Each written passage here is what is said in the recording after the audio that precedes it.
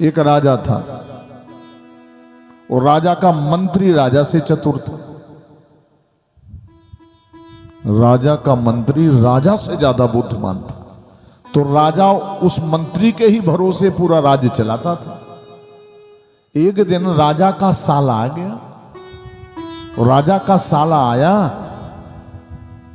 तो रानी ने देखा कि हमारा भैया बेरोजगार है और ये मंत्री है ना, ये बड़ा चतुर है।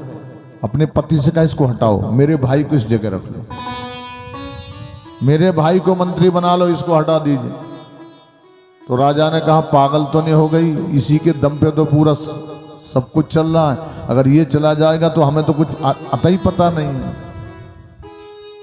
बोले नहीं, अब रानी की हट। रानी ने कहा नहीं, मेरे भाई को ही मंत्री बनाओ। उसने कहा पगली नहीं कर सकता। बोले नहीं, करना पड़ेगा, ये इतना अच्छा है, आप मेरे भाई से, आपका साला है और साला बेचारा मारा मारा फिरे, ये तो नहीं हो सकता। जीजा भले ही मारा मारा फिरे लेकिन साला तो ठीक ठाक रहना चाहिए।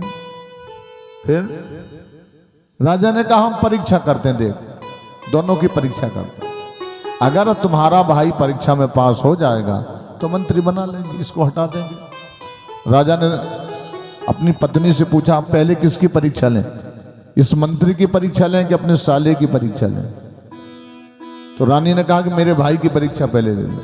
3 रुपए दिए राजा ने, बुलाया भैया साले साहब इधर आओ, ये 3 रुपए और ये 3 रुपए ले जाओ, 3 रुपए में 3 काम करके वापस आओ।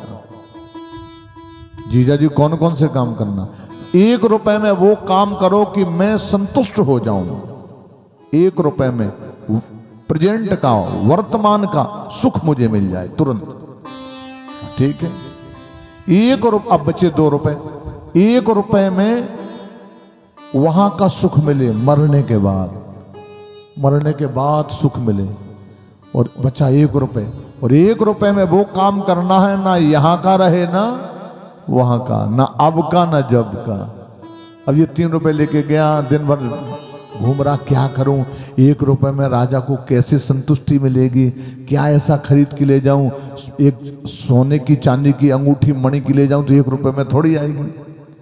उसने खूब दिमाग लगाया, दिमाग काम नहीं किया।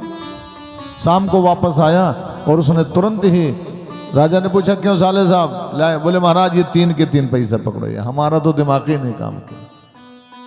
अब उस मंत्री को इधर आओ, इधर आओ भाई मंत्री जी। बोलता है महाराज जी 3 काम करना 3 रुपए में। कौन कौन से? आदेश करो।